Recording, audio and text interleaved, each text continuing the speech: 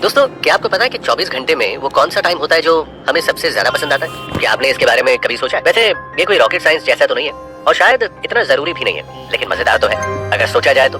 और मुझे लगता है कि 90% दुनिया का फेवरेट टाइम होता है सोने का टाइम, क्योंकि वो 8 घंटे हमें रियल लाइफ के रोजमर्रा के टेंशन से दूर ले जाते हैं, सपनों की दुनिया में, जिसे हम जादू की दुनिया भी कह सकते हैं। और जादू की दुनिया में अक्सर हम ऐसी चीजों से मिलते हैं जिनकी शायद ही हमने कभी कल्पना की हो, और नींद से जागने के बाद उस सपने के बारे में सोचकर बेवकूफों की तरह मुस्कुराकर उस थॉट को झटक देते हैं और चल देते हैं अपना दिन निपटाने हर रोज की तरह। दोस्तों, रियल लाइफ में तो हर दिन वही सुबह उठकर अपने वही घर के काम, बाहर के काम, जिम्मेदारियां और दुनिया भर की भसड़ से निपटते हैं। और इन सब में सबसे बड़ी भसड़ है पैसा कमाने की, क्योंकि पैसे के बिना ना तो घर चलेगा और ना ही पेट भरेगा।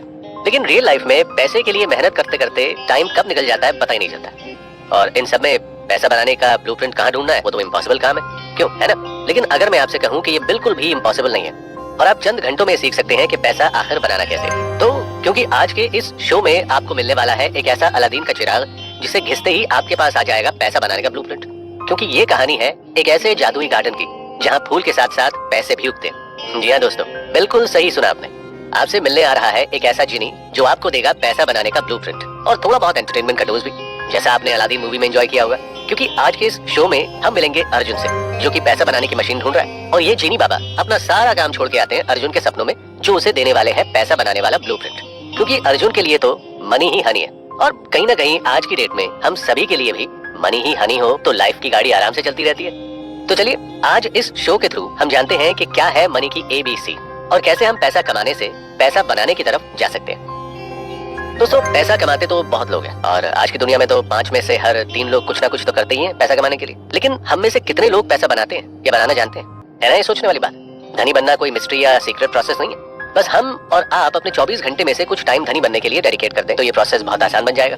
अब अर्जुन को ही देख लीजिए, वो दिन रात पैसे के सपने तो देखता है, लेकिन अपने 9 to 5 वाले जॉब में ही फंसा रह जाता है। और शाम को जब वो घर लौट कर आता है तो इतना थक जाता है कि उसे अपना बेड और अपने सपने के अलावा कुछ और दिखाई ही नहीं देता है। लेकिन ऐसा लगता है कि शायद यूनिवर्स ने उसके इस ड्रीम में मैनिफेस्ट कर दिया और भेज दिया जिनी बाबा को उसके पास सपनों में। क्या ढूंढ रहे हो? फिर से वही नोट छापने की मशीन। इतनी भारी भरकम आवाज सुनकर अर्जुन ने पीछे मुड़कर देखा तो पाया कि नीले रंग का बड़ा सा क्रीचर सामने खड़ा है। जब उसने अपनी लालटेन को थोड़ा आगे ले जाकर देखा तो चौंक कर बोला, जिनी, तुम सचमुच में जिनी हो? हाँ, लेकिन ये कोई केव ऑफ वंडर नहीं है और न ही यहाँ तुम्हें कोई नोट छापने वाली मशीन मिलने वाली है। लेकिन तुमने इस लालटेन की नाक में इतना दम कर दिया था कि मुझे आना ही पड़ा तुम्हारी विश पूरी करने, और अब से अगले 10 दिन तुम मेरे नए क्लाइंट हो। हाँ? क्या तुम सच में मेरी विश पूरी करने वाले हो? ये सब क्या हो रहा है यहाँ? कहीं मैं सपना तो नहीं देख रहा? और एक मिनट, जिनी तो सिर्फ 3 ही विशेष देता है ना, तो फिर 10 दिन का क्या मतलब है? बेटा, जो तुम ढूंढ रहे हो ना, उसके लिए 3 विश काफी नहीं है, बल्कि वो 10 इंपॉर्टेंट बुलेट पॉइंट्स हैं जो तुम्हें सुनने और सीखने पड़ेंगे। इसे 10 विश ही समझ लो। जिनी की ये बात सुनकर अर्जुन जमीन पर पालथी मारकर बैठ गया और लालटेन को साइड में रखते हुए जिनी से बोला, अच्छा, अगर ऐसा है तो फिर शुरू करो। तो बताओ क्या है वो पहला पॉइंट जो मुझे देगा मेरा मनी मशीन? तो सुनो, सबसे पहले तो ये समझो कि तुम जो ढूंढ रहे हो वो असल में क्या है, उसका मतलब क्या है। अगर तुम नोट छापने की मशीन ढूंढ रहे हो तो इसका मतलब है कि तुम धनी बनना चाहते हो, और धनी सिर्फ पैसा कमा के नहीं बल्कि पैसा बना के भी बना जाता है, और उसके लिए तुम्हें पैसे के रूट्स तक जाना पड़ेगा।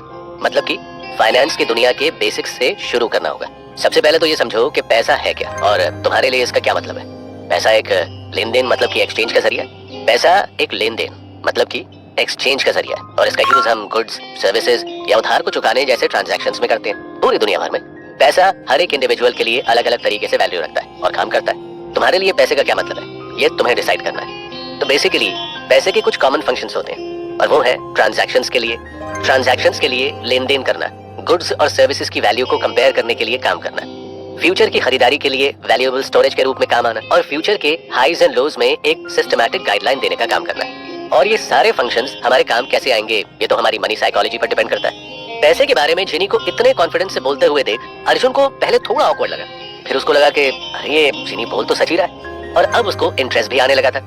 अरे वाह जिनी, तुम्हें तो फाइनेंसेस के बारे में बहुत कुछ पता है, तो बताओ ना क्या है फाइनेंसेस के बेसिक्स जो हमें जानने चाहिए। तो सुनो, जैसे कि टाइम का एक साइकिल 12 से शुरू होकर 12 पे खत्म होता है, जैसे कि 12 महीनों से मिलकर हमारा एक साल बनता है, ठीक इसी तरह फाइनेंस के बेसिक मैथ में भी 12 का ही रोल है, और वो है ये 12 points: budgeting, saving, investing, credit score, debt management, financial goals, insurance, retirement planning, inflation, taxes, emergency fund, diversification, और इन 12 पॉइंट से मिलकर एक बड़ी सी चेन बनती है जो करती है हमारी फाइनेंस की दुनिया को सेफ और सिक्योर। अगर हमें इसका बेसिक ज्ञान हो तो ये सारे पॉइंट्स एक दूसरे से आपस में कनेक्टेड है। जब हम इन 12 पॉइंट्स को जान लेते हैं तो हम धन मतलब कि वेल्थ को जान लेते हैं। थोड़ा सोचने के बाद अर्जुन ने बोला, जीनी तो ये सब तो सुन के बहुत ही फैंसी और कॉम्प्लिकेटेड लग रहा है। अब अगर हम इतना दिमाग इन कॉम्प्लिकेटेड पॉइंट्स को समझने में लगा देंगे तो पैसा क्या खाक बनाएंगे? ना बाबा ना, मुझसे ना हो पाएगा। तो मुझे बस नोट छापने की मशीन ही दे दो। जीनी अपना सिर खुजाते हुए बोला, अरे नोट की दुकान, मैंने कब कहा कि ये सब कॉम्प्लिकेटेड है। अब तुम पोमेग्रेनेट कहो या अनार, उसे खाना कैसा है ये जरूरी है और सबको पता है। ठीक इसी तरह चीज को समझने का आसान तरीका भी होता है और ये सब इतनी भी डिफिकल्ट नहीं है जितना कि हमें लगता है, लेकिन जानना जरूरी है। और डोंट वरी, जीनी इन पॉइंट्स को तुम्हारे लिए एकदम आसान बना देगा। वो क्या कहते हैं, आम आदमी की तरह एकदम सिंपल। अरे वाह, तुम तो बहुत स्मार्ट निकले जीनी। तो फटाफट बताओ ना। स्मार्ट तो मैं हूँ, और थोड़ा सब्र करो, इतनी भी क्या जल्दी है। सब बताऊंगा, लेकिन एक एक करके और आराम से। लेकिन आज नहीं, कल मैं फिर आऊंगा इसी टाइम तुम्हारे सपने में मनी का ज्ञान लेकर। अभी मैं चलता हूँ, बाय। और इतना सुनकर घड़ी का अलार्म बजने लगा और अर्जुन की आंख खुल गई और टाइम देखा तो 7 बज रहे थे। अर्जुन मुस्कुराया और चल दिया अपना दिन निपटाने। तो दोस्तों, जीनी बाबा और अर्जुन के सवाल और जवाबों के बीच हमें हाथ लगे वो 12 पॉइंट्स जो कि है फाइनेंसिस की दुनिया के बेसिक्स, जो हमें लेकर जाएंगे धनी बनने के रास्ते पर, वो भी आसान रास्तों से। और ये सब सुनने में जितना मुश्किल लगता है, असल में होता उससे बहुत ज्यादा आसान है। बस शब्दों और समझ का हेरफेर है। तो कंटिन्यू करेंगे धनी बनने की इस जर्नी को नेक्स्ट एपिसोड में हमारे जीनी बाबा के मनी विजडम के साथ। तो दोस्तों, पैसा कमाने के माइंडसेट से स्विच कर पैसा बनाने के माइंडसेट पर आने की तरफ पहला कदम तो बढ़ा लिया, लेकिन कोई भी गोल सिर्फ बेसिक्स को जानकर पूरा नहीं किया जाता, बल्कि अब तो असली काम करने का वक्त शुरू हो गया। पहले दिन जीनी बाबा ने अर्जुन के साथ साथ हमें यह भी बताया कि फाइनेंस की दुनिया के 12 पॉइंटर्स, जिसे हम इस एपिसोड में करने वाले हैं कंटिन्यू। और उसके लिए अर्जुन का सोना जरूरी है, क्योंकि तभी तो आएंगे जीनी बाबा सपनों में अपना मनी विजडम लेकर। वैसे भी कभी कभी पूरी तरह से जागने के लिए सोना काफी जरूरी होता है। तो क्या अर्जुन सो चुका है? अर्जुन, जैसा मैंने प्रॉमिस किया था, मैं आ गया मनी विजडम का पहला पार्ट लेकर। क्या तुम रेडी हो? अरे तुम तो सचमुच आ गए। मुझे लगा मैं कोई सपना देख रहा था, लेकिन तुमने तो कहा था कि 10 पॉइंट्स है और फिर 12 बता दिए थे। मैं थोड़ा कंफ्यूज हूँ जीनी। अर्जुन का सवाल सुनकर जीनी ने अपने झोले से एक रसीद जैसा लंबा सा कागज निकाला और पढ़ने लगा। फिर बोला, तुमने ठीक सुना था, पॉइंटर्स 12 है, लेकिन बुलेट पॉइंट्स 10। और बेसिक्स को जानने के बाद जब हम फाइनेंस की नींव रखते हैं तो हम सबसे पहले अपनी जेब और तिजोरी से ही शुरू करते हैं, मतलब कि बजटिंग और सेविंग, जिसको हम खर्च और बचत भी कहते हैं। आम शब्दों में दोनों जितना अलग अलग है उतने ही जुड़े हुए हैं। जैसे ABCD सीखने के बाद सेंटेंस फॉर्मिंग करना होता है, ठीक वैसे ही बेसिक्स जानने के बाद अब हमें एक मजबूत नींव रखनी है जिसके ऊपर हम अपना फाइनेंशियल मॉडल खड़ा कर सकें। और उसके लिए हमें खर्चे और बचत के बारे में पहले बात करनी होगी। ओह, तो ये बात है। मैं तो कभी इतना सोचता ही नहीं। जब सैलरी आती है तो बस सारे खर्चे याद आ जाते हैं। पहले लगता है कि बहुत पैसे हैं, लेकिन देखते ही देखते बैंक अकाउंट ऐसा ही खाली हो जाता है। तो जीनी, इसको समझेंगे कैसे? तो खर्चा जो है वो हमारे जेब में रखे हुए पैसे होते हैं और बचत हमारी तिजोरी में। और जेब से खर्चा जितना लिमिट में होगा, तिजोरी में माल उतना बढ़ेगा। और ऐसा करने के लिए हमें खर्चे को कम करना पड़ेगा, और तब होती है एंट्री बजटिंग एंड सेविंग की। जैसा कि मैंने कहा था पहले, बजटिंग और सेविंग जितने अलग हैं उतने ही आपस में जुड़े हुए हैं। और यहाँ खर्चे को कम करने के लिए बजटिंग को प्रायोरिटी देना जरूरी है। तो अभी हम बात करेंगे बजटिंग की। बजट बनाने या बजटिंग करने का मतलब होता है अपने पैसे के लिए प्लानिंग करना। जैसे कि हम एक दिन या हफ्ते की प्लानिंग करते हैं कि क्या करना है, ठीक वैसे ही बजट हमें हमारे पैसे के साथ क्या करना है उसमें हमारी मदद करता है। मतलब कि एडवांस में ये डिसाइड करना कि हमें कितना पैसा कहाँ खर्च करना है। मतलब कि एडवांस में ये डिसाइड करना कि हम कितना पैसा कहाँ खर्च करने वाले हैं, जैसे कि रेंट, ग्रोसरीज पे या एंटरटेनमेंट जैसी अलग अलग चीजों पर कितना अमाउंट खर्च करना है। बजटिंग करके हम ये पक्का कर सकते हैं कि हमारे पास अपनी जरूरतें और शौक को पूरा करने के लिए इनफ पैसे हैं और हम अपनी कमाई से ज्यादा खर्च से बचें। इमेजिन कि आपके पास पिज्जा है। अब आपको ये डिसाइड करना है कि इसमें से कितने स्लाइस आप सेव करना चाहते हैं, मतलब कि बाद के लिए बचा कर रखना चाहते हैं। कितने स्लाइसेस आप रेगुलर यूज, मतलब कि अपने रेंट और ग्रोसरीज जैसी चीजों पर खर्च करना चाहते हैं, और कितने स्लाइस आप मौज मस्ती जैसी चीजों जैसे दोस्तों के साथ हैंग आउट करने के लिए खर्च करना चाहते हैं। बजट भी ऐसे ही काम करता है, अपने पैसे को लाइफ के डिफरेंट पार्ट्स में बांटना। ये तो हुआ बजटिंग। अब हम सेविंग्स की बात करते हैं। सेविंग का सिंपल मतलब है अपने पैसे का कुछ हिस्सा अपने फ्यूचर के लिए बचा कर रखना। क्योंकि जब आप सेव करते हैं तो सारे पैसे खर्च करने की बजाय कुछ हिस्सा बचा कर रख देते हैं। जैसे कि पिज्जा के कुछ स्लाइसेस को किसी जार में भरकर अलग रख देना बाद में खाने के लिए। और ये करना जरूरी है क्योंकि अनवांटेड सिचुएशंस कभी भी आ सकती है। तभी ये सेविंग आपके काम आती है उन सिचुएशंस को हैंडल करने के लिए, वो भी पैसे से ज्यादा स्ट्रेस लिए बिना। ये तो हुआ बजटिंग और सेविंग को अलग अलग जानना।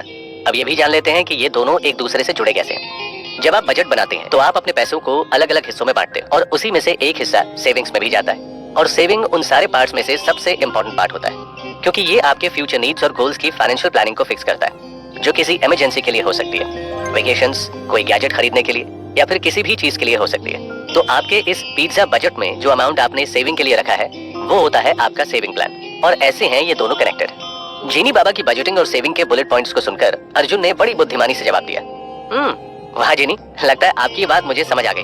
मेरा मतलब है कि आप ये कहना चाहते हैं ना कि बजटिंग हमारी हेल्प करती है ये प्लान करने में कि हमारी पिज्जा स्लाइसेस मतलब पैसा किन किन डायरेक्शंस में लगना चाहिए, और सेविंग्स ये पक्का करते हैं कि कुछ स्लाइसेस हमें हमारे फ्यूचर के लिए बचा कर रखनी चाहिए, और दोनों साथ मिलकर हमें ये सिखाते हैं कि कैसे हम अपने पैसे को स्मार्टली और बुद्धिमानी से यूज करें ताकि ये पैसा हमारे फाइनेंशियल गोल्स को अचीव करने में हमारी हेल्प करे। अरे वाह अर्जुन, तुम तो इतने भी बेवकूफ नहीं हो जितना मैंने सोचा था, क्योंकि तुमने बिल्कुल सही कहा और समझा। अब तुम नेक्स्ट बुलेट पॉइंट के लिए तैयार हो शायद, जिसको जानने के लिए हमारी मुलाकात कल होगी। और इतना बोल के जीनी बाबा घनचक्कर हो गए लालटेन में, और हमने जाना बजटिंग और सेविंग का कॉन्सेप्ट, जो कि आपके पर्सनल फाइनेंस का बेस होता है, जिस पे आप अपना फाइनेंशियल मॉडल खड़ा कर सकते हैं, और जैसे हमने और आपने पिज्जा के एग्जांपल से समझा। अब इसके बाद क्या बचत और खर्च के फंडे के बाद मनी का ब्लूप्रिंट मिलना श्योर है? और क्या मिलेगा हमें इस बजटिंग और सेविंग कॉन्सेप्ट का फायदा? ये जानेंगे हम नेक्स्ट एपिसोड में हमारे जीनी बाबा के मनी विजडम के साथ। तो मिलते हैं फिर अर्जुन के सपनों में। तो दोस्तों, पिछले एपिसोड में हमने जाना था खर्चे और बचत के बारे में, मतलब कि बजटिंग और सेविंग। खर्चे और बचत का कॉन्सेप्ट बिल्कुल एग्जाम्स और रिजल्ट्स के जैसा होता है। एग्जाम देना हमारी जिम्मेदारी होती है कि कहाँ क्या और कैसे कितना लिखना है, कितनी तैयारी करनी है, ताकि हम उन 100 मार्क्स को टच कर सकें। और वो सब हमारे डे टू डे के एक्शन पे डिपेंड करता है, और रिजल्ट में क्या चाहिए वो तो हमें पता होता है, लेकिन श्योरिटी तभी आती है जब हमें पूरा कॉन्फिडेंस हो कि एग्जाम में हमने कैलकुलेटिव रिस्क लिया है और अपना बेस्ट दिया है। तो बेसिकली सारी बात स्कोर कार्ड पर ही आके रुकती है, और वो स्कोर कार्ड डिसाइड करता है कि हमने आखिर क्या किया। ठीक वैसे ही हमारे फाइनेंशियल एग्जाम्स में हमारे क्रेडिट स्कोर का बहुत इंपॉर्टेंट रोल होता है, जो ये बताता है कि हमने अपने खर्चे को कैसे मैनेज किया है, हमारे खर्च करने की कैपेसिटी कितनी है, और क्या हम अपनी फाइनेंशियल लाइफ में रिस्पॉन्सिबल और रिलायबल है या नहीं। और इसे डिटेल में बताने के लिए फिर से आ रहे हैं हमारे जीनी बाबा, और जगह तो आपको पता ही है, जी हाँ, अर्जुन के सपनों में। तो मैं उम्मीद करता हूँ कि कल का मनी विजडम तुम अच्छे से समझ गए हो अर्जुन, क्योंकि आज हम बढ़ने वाले हैं अगले पड़ाव में, जो है स्कोर कार्ड का इंप्रेशन।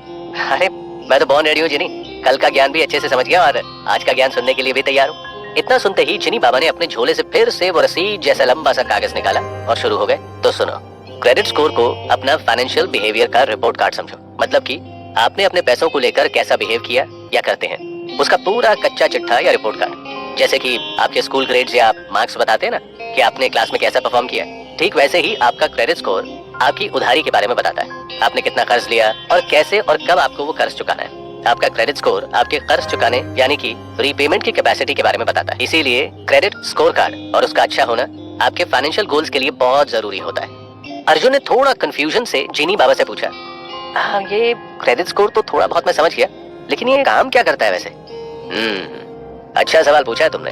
तो क्रेडिट स्कोर कार्ड ना हमारे फाइनेंसेस के दोस्त जैसा होता है, जिसके कुछ बेसिक फंक्शंस होते हैं, जैसे कि क्रेडिट हिस्ट्री बताता है। इसमें हमारा स्कोर कार्ड हमारी क्रेडिट हिस्ट्री को अच्छे से देखता है और हमारे थ्रू लिए गए लोन्स और उनको चुकाने की हिस्ट्री हमें बताता है। ये हमें क्रेडिट कार्ड्स, लोन्स मतलब कर्ज, और हम इन लोन्स को चुकाने में कितने रिस्पॉन्सिबल हैं, वो सब बातों को नोट करता है। मतलब कि एक दोस्त की तरह हमें हमारी गलतियां, जिम्मेदारियां और किए गए खर्चों की डिटेल्स देता है। दूसरी बात, उधार मतलब डेट का लेवल बताता है, मतलब कि हम पहले से कितने कर्जे में हैं, और अगर ये लेवल हमारी औकात से बाहर ज्यादा दिखाई देता है तो ये हमें वार्निंग या सजेशन भी देता है कि बस इससे ज्यादा तुमसे ना हो पाएगा, और ऐसे ही हमें अलर्ट करता है। तीसरी बात, क्रेडिट का मिक्सचर कर देता है, मतलब कि हमारा स्कोर कार्ड ये भी दिखाता है कि क्या हमारा क्रेडिट मिक्स टाइप का है, क्या हमने अलग अलग चीजों के लिए लोन ले रखा है। ये हमारे हर टाइप के क्रेडिट पर नजर रखता है, जैसे क्रेडिट कार्ड, कार लोन या कोई मॉर्गेज, क्योंकि मिक्स टाइप का क्रेडिट होने का मतलब होता है कि हम अलग अलग रिस्पॉन्सिबिलिटी लेने के लिए तैयार हैं। चौथी बात, नए क्रेडिट्स का चांस देना। वैसे ये थोड़ा डेंजरस हो सकता है, क्योंकि एक साथ बहुत सारे क्रेडिट अकाउंट होना आगे चलकर हमें किसी फाइनेंशियल दिक्कत में डाल सकता है, तो इसे अवॉइड करना ही अच्छा है। आखिरी बात, पेमेंट हिस्ट्री। भाई ये बहुत जरूरी है और अच्छा भी, क्योंकि ये हमें बताता है कि हमने अपने सारे बिल्स टाइम पर भर दिए हैं या नहीं। ये हमारे व्हाट्सएप, मेल, मैसेज हर जगह हमें अलर्ट कर देता है, क्योंकि अगर हमने टाइम से बिल नहीं भरे तो भाई बिल के साथ बाद में पेनल्टी भी तो भरनी पड़ सकती है। तो हुई ना दोस्तों वाली बात। लेकिन हाँ, अगर इस पे ध्यान नहीं दिया तो ये दोस्ती टूट भी जाती है और फिर दिक्कत आने लगती है। इसके बाद अर्जुन ने अपना अगला सवाल पूछा, अच्छा अब ये क्रेडिट स्कोर कार्ड तो बड़े काम की चीज है, लेकिन इसका असर हमारे फाइनेंशियल गोल्स पे क्या होगा? देखो भाई, सारी बात आकर पैसे पे रुकती है, तो जाहिर सी बात है आपके पास जितना पैसा होगा उतने ही रास्ते भी होंगे, और पैसों का सही मैनेजमेंट आपके लिए बहुत सारी चीजें इजी कर देता है, जैसे कि आपका क्रेडिट स्कोर। और आपका यही क्रेडिट स्कोर कार्ड बहुत असर डालता है आपके फाइनेंशियल गोल्स पर, जैसे लोन अप्रूवल्स और इंटरेस्ट रेट्स। सपोज करो कि आपको कार खरीदनी है और उसके लिए लोन चाहिए, तो अगर आपका क्रेडिट स्कोर अच्छा है तो आपको लोन लेने के लिए अप्रूवल मिलने में फायदा होगा, और वो भी शायद कम इंटरेस्ट रेट पे। इसका मतलब ये भी है कि आपको थोड़ा कम रीपेमेंट करना पड़ेगा। फिर क्रेडिट कार्ड अप्रूवल्स, मतलब कि अच्छा क्रेडिट स्कोर हो तो ज्यादा रिवॉर्ड्स और बेनिफिट्स मिलते हैं, और अगर क्रेडिट स्कोर लो हो तो ऑप्शंस बहुत ही कम हो जाते हैं। उसके बाद मान लो आपको किराए पर रूम लेना है, तो बड़े बड़े मेट्रोपॉलिटन सिटी में यही क्रेडिट कार्ड आपकी हेल्प भी करता है और रेप्यूटेशन भी बचाता है होम ओनर्स के सामने, क्योंकि इनको ये लगता है कि आप रेंट अफोर्ड कर सकते हैं और रिस्पॉन्सिबल भी हैं। और कभी कभी तो जॉब्स में भी ये क्रेडिट स्कोर काम में आ जाता है। क्या पता कोई एम्प्लॉयर आपकी बैकग्राउंड वेरिफिकेशन से आपका क्रेडिट स्कोर चेक कर बैठे। और बहुत ही सिंपल अंदाज में समझें तो इमेजिन करो कि तुम किसी म्यूजिक कॉन्सर्ट का टिकट खरीदने की कोशिश कर रहे हो और ये क्रेडिट स्कोर तुम्हारा बैक स्टेज पास है। तो अगर तुम्हारे पास वैल्यू है तो तुम्हें वीआईपी ट्रीटमेंट मिल सकता है, और अगर तुमने उसकी वैल्यू नहीं की तो तुम फिर फंसे रह जाओगे लाइन में और शायद तुम्हें पीछे की सीट मिले। तो अपना क्रेडिट स्कोर अच्छा रखने का मतलब है फाइनेंशियल अपॉर्चुनिटीज पाने के लिए गोल्डन टिकट का हाथ लग जाना। और जीनी बाबा द्वारा दिया गया क्रेडिट स्कोर कार्ड का ये मनी विजडम अर्जुन के दिमाग में एकदम किसी नट बोल्ट की तरह फिट हो गया, और अर्जुन के साथ हमने और आपने भी समझा कि फाइनेंशियल गोल के लिए क्रेडिट स्कोर कार्ड का अच्छा इंप्रेशन होना कितना जरूरी है। और जेनी बाबा के लिए मनी विजडम के लिए इस बुलेट पॉइंट का अगर अच्छे से ध्यान रखा जाए तो पैसे का ब्लूप्रिंट पाना थोड़ा तो आसान हो जाएगा। अब क्रेडिट स्कोर कार्ड का फंडा तो हमने समझ लिया, इसके बाद क्या? इन क्रेडिट स्कोर्स का ही सही मायनों में यूज करना और फायदा उठाने का सही वे क्या है, इसके बाद जानेंगे हम नेक्स्ट एपिसोड में जेनी बाबा के मनी विजडम के अगले बुलेट पॉइंट के साथ। दोस्तों, क्रेडिट स्कोर का गेम सेटल करने के बाद और उसे उसी मेथड से खेलने के माइंडसेट को फिक्स करने के बाद अब बारी है इन्वेस्टमेंट्स की। अब हम इन्वेस्टमेंट्स के बारे में सोचना शुरू कर सकते हैं, क्योंकि अब हमें पता है कि हमारी इमेज एक रिस्पॉन्सिबल सिटीजन के रूप में बन चुकी है, क्योंकि हमने क्रेडिट स्कोर कार्ड के फायदे जान लिए, जो कि समय पर अपने सारे बिल्स भरना और पैसों का हेर फेर नहीं करना होता है। तो फिर इन्वेस्टमेंट का शुभारंभ कहाँ से करना है ये बताएंगे हमारे जिनी बाबा, और कहाँ बताएंगे वो जगह तो आपको पता ही है। जी हाँ, तो चलिए चलते हैं अर्जुन के सपनों में। अर्जुन, अर्जुन, क्या तुम तैयार हो आगे बढ़ने के लिए इस जर्नी में, या सपनों में ही हो? नहीं नहीं, मैं तो बहुत एक्साइटेड हूँ अपने मनी विजडम की जर्नी को आगे बढ़ाने के लिए। तो बताइए आज आप कौन सा बुलेट पॉइंट लेकर आए मेरे लिए?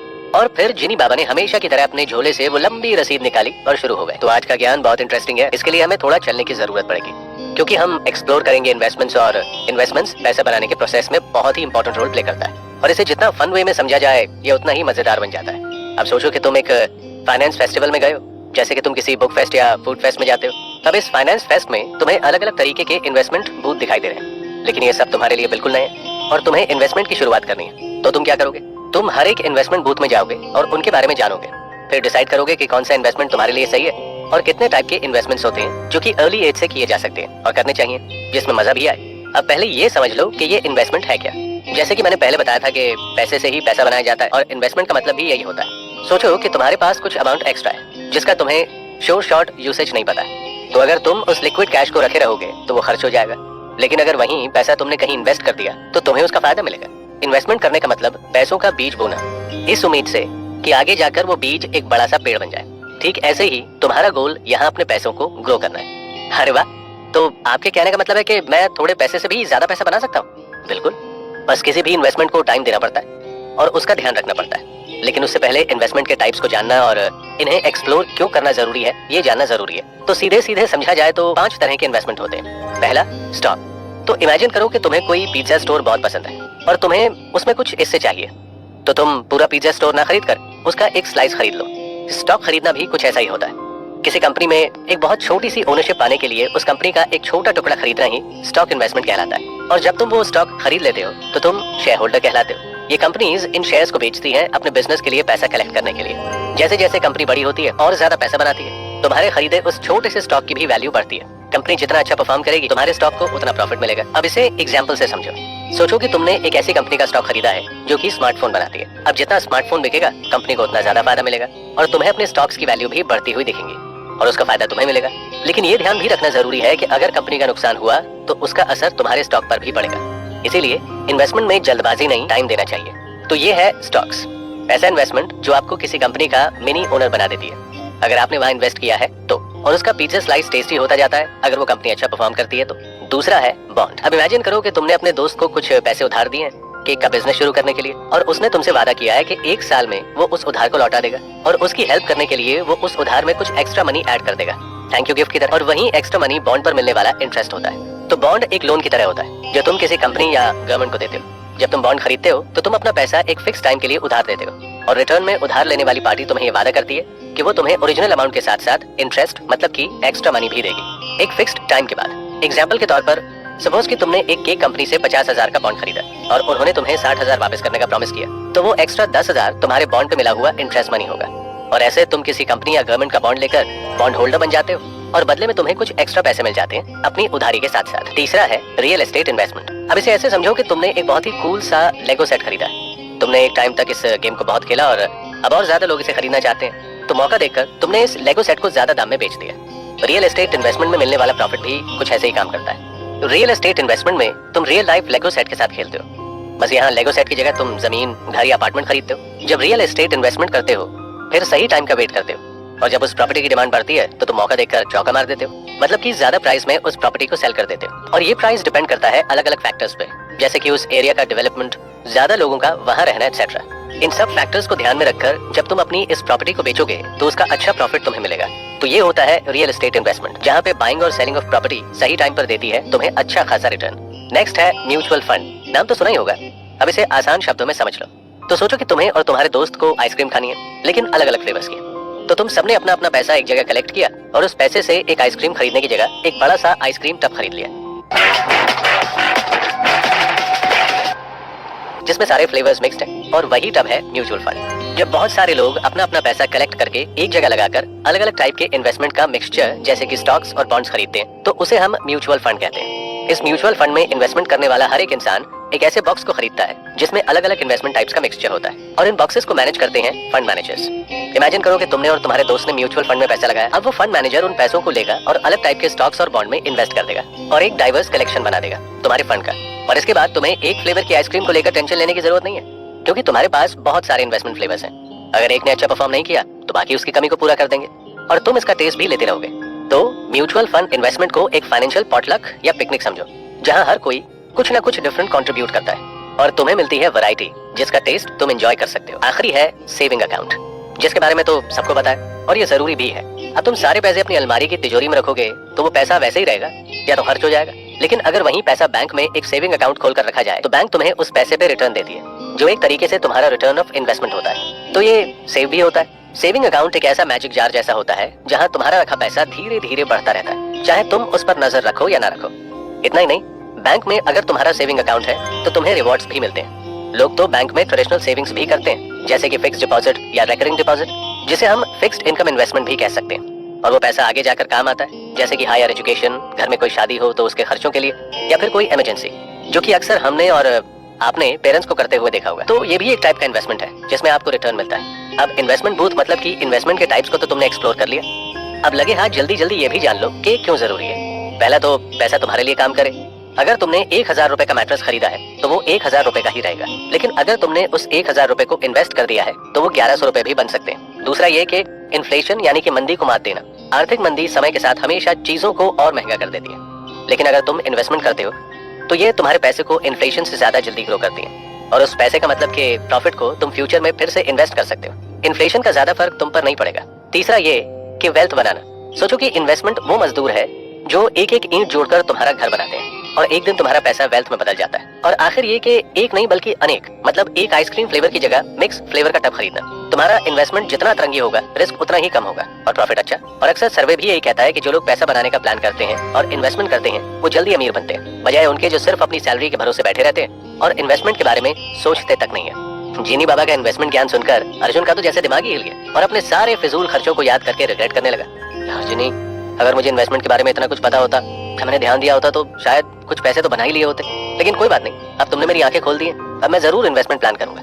तो दोस्तों, इस एपिसोड में हमने इन्वेस्टमेंट और इन्वेस्टमेंट के टाइप्स के बारे में जाना और साथ ही ये भी समझा कि क्यों जरूरी है फाइनेंशियल इन्वेस्टमेंट के बारे में बेसिक नॉलेज रखना और एक्सप्लोर करना। तो अर्जुन की तरह आप भी इन्वेस्टमेंट प्लान जरूर करें ताकि आपका पैसा आपके लिए काम करे। और इन्वेस्टमेंट के चक्कर तो काट लिए, अब इसके बाद क्या सिर्फ नॉलेज काफी है सही इन्वेस्टमेंट के लिए, या फिर नॉलेज के साथ साथ इंस्पिरेशन की भी जरूरत होती है ताकि हम प्लानिंग के साथ साथ डिसीजन लेने के काबिल बन सके बिना किसी डर या डाउट के। और ये पहेली सॉल्व करेंगे हमारे जिनी बाबा अगले एपिसोड में। इन्वेस्टमेंट बूथ को एक्सप्लोर करने के बाद अब टाइम है इन्वेस्टमेंट फैमिली का पार्ट बनने का। इन्वेस्टमेंट फैमिली से मिलने जुलने के बाद ये जानने का कि आखिर इस परिवार में लोग करते क्या है, कैसे ये इन्वेस्टमेंट फैमिली हर किसी को मालामाल बना देती है और हर किसी को अपना भी लेती है। सुनने में ये कितना अट्रैक्टिव लग रहा है, और हो भी क्यों ना, ये फैमिली है जिसमें डाइवर्सिटी है, थोड़ा रिस्क भी है और बहुत सारा ज्ञान है। तो इस फैमिली का पार्ट बनने के लिए हमें जानना होगा इन्वेस्टर्स की कहानी, जिनकी जर्नी से हम सीख सकें इन्वेस्टमेंट से उन्होंने कैसे अपने पैसे को वेल्थ में बदला, और वो बताएंगे हमारे जिनी बाबा। अर्जुन, जानते हो नॉलेज के साथ साथ क्या जरूरी होता है डिसीजन लेने के लिए? अब तो वो तुम ही बता सकते हो जिनी बाबा। हाँ, ये तो ठीक कहा तुमने। अब तुमसे ये उम्मीद तो नहीं कर सकता, तो चलो बताता हूँ कि वो क्या चीज है। वो चीज है एक्सपीरियंस, इंस्पिरेशन, गाइडेंस और फिर एक्शन। ये चार चीजें तुम्हें नॉलेज के साथ साथ डिसीजन लेने में हेल्प करती हैं। और जब हम फाइनेंशियल गोल्स की बात करते हैं तो फाइनेंशियल नॉलेज के साथ उन लोगों के बारे में भी जानना जरूरी है जिनसे ये चारों चीजें तुम्हें मिल सके। और एंटरप्रेन्योर से अच्छे एग्जांपल्स और कौन हो सकते हैं, क्यों, है ना? बात तो सही लग रही है। तो फिर बताइए, देर किस बात की है? ये सब जानना इसीलिए जरूरी है क्योंकि हर एक एंटरप्रेन्योर या सक्सेसफुल बिजनेसमैन एक यूनिक फाइनेंशियल कनेक्शन होता है जिसे जानकर तुम्हें मिलेगी वेल्थ बिल्डिंग की जानकारी। तो चलो जानते हैं अपने ही देश के कुछ चुनिंदा एंटरप्रेन्योर्स के बारे में और कैसे उन्होंने अपनी फाइनेंशियल जर्नी अचीव की। मुकेश अंबानी, नाम तो सुना ही होगा, जिन्हें तुम रिलायंस इंडस्ट्री का बिग बॉस भी कह सकते हो। हालांकि उन्होंने अपना फैमिली बिजनेस ज्वाइन किया था, लेकिन ये इस फैक्ट को नहीं बदलता कि वो बहुत अर्ली एज से ही बिजनेस माइंडेड थे। उनके पिता धीरू भाई अंबानी, जो कि रिलायंस इंडस्ट्रीज के फाउंडर थे, मुकेश अंबानी ने अपनी उस कंपनी में बहुत ही इंपॉर्टेंट रोल प्ले किया। रिलायंस, जो कि शुरुआत में एक छोटी सी ट्रेडिंग कंपनी थी, जो कि बाद में बड़ी होकर टेक्सटाइल और पेट्रोकेमिकल फील्ड में भी डेवलप हो गई। मुकेश अंबानी अपने पिताजी की गाइडेंस में डाइवर्सिफिकेशन, मतलब कि एक इंडस्ट्री को अनेक में बदलने, रिलायंस से दूसरी इंडस्ट्रीज जैसे पेट्रोकेमिकल से लेकर रिफाइनिंग तक के प्रोसेस में इन्वॉल्व हुए। रिलायंस के पेट्रोकेमिकल और रिफाइनिंग को बढ़ाने में मुकेश अंबानी ने बहुत ही अहम भूमिका निभाई, जिससे कि कंपनी की प्रॉफिटेबिलिटी और ग्रोथ दोनों ही बढ़ी।